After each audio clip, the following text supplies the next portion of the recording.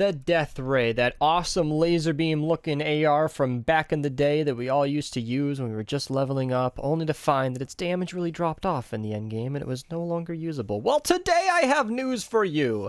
The 12.0 update made this weapon quite a bit stronger, and it's actually quite usable in the endgame. It's nothing extraordinary, it's not the best weapon in the game, it's nothing dramatic, but it is very good, and it is something you can use if you're looking to change things up.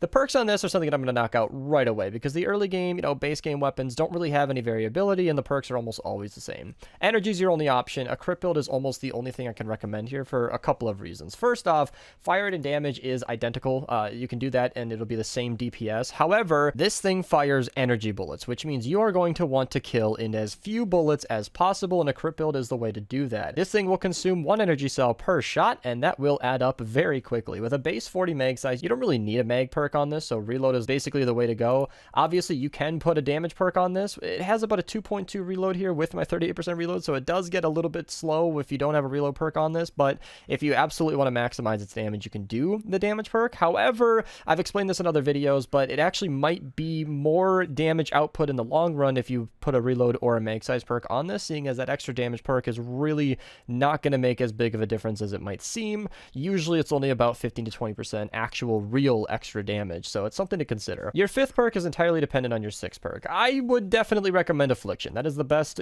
damage output if you want to use it for that purpose, obviously, but Slowed and Snared can be very, very good if you don't have Affliction damage, because it'll slow enemies down and make it a little bit more useful on enemies that are charging towards you, and it'll stack with floor spikes, etc., to make it more viable to slow things down.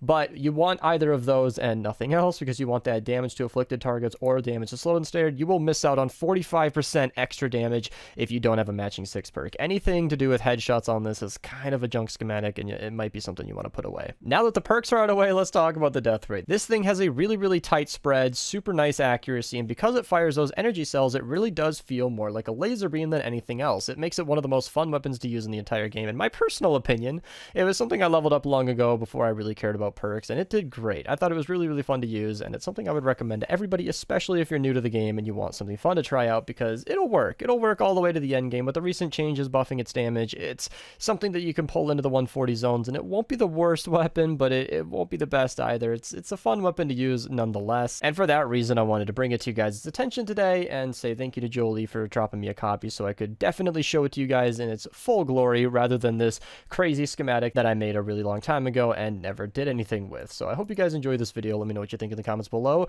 This was the end of a series. This was the last weapon on my checklist before I have a very big video coming out, so that should be coming out in the next couple of days at least, if I can get on it soon enough, and then I will link that video in the description below. Some of you might already know what it is, but it's going to be a big one. If you guys want to support the channel, use code Mista to check out. I hope you guys enjoyed, and thanks for watching.